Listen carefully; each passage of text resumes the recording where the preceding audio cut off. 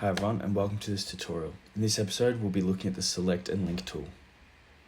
So as you can see, we have our pre-created geometry, which is a series of cylinders, our two horizontal pieces, which will be our hinge examples, and then our vertical pieces, which will rotate with those.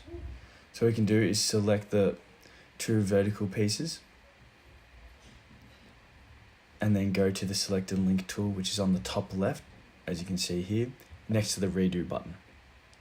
And then we want to click, hold and drag over our desired geometry that will be indicated in yellow, and then release. Once that's done, we can now test it to see if it's linked by using the rotate tool.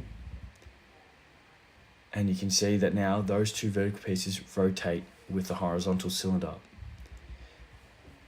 into any way we want.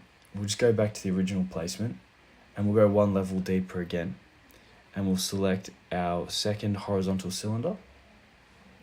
Again, repeating the process of select and link, click, hold and drag, but we have two vertical cylinders. In this case, it doesn't matter as they're all being dependent on the rotation of the horizontal cylinder. So select either or, and now if we click on our base cylinder again, using the rotate tool, it should rotate with it, as it does, as you can see in this example.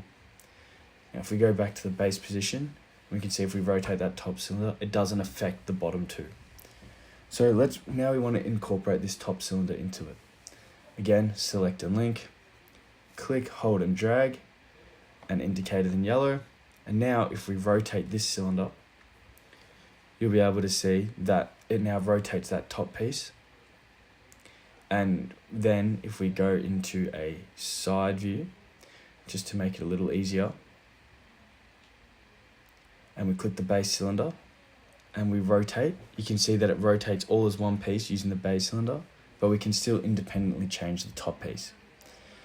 This is great for some video animations or creating a door or anything like that, or even just the hinges and any videos with rotational movements. It's quite successful at that, and creating it as all one solid piece rather than trying to do it manually. But if you want to get rid of the geometry and you don't want to link them anymore, so you're happy with its rotation, select it all or select pieces and use the unlink, which is next to select and link. And as you can see that they're no longer linked together and rotate independently.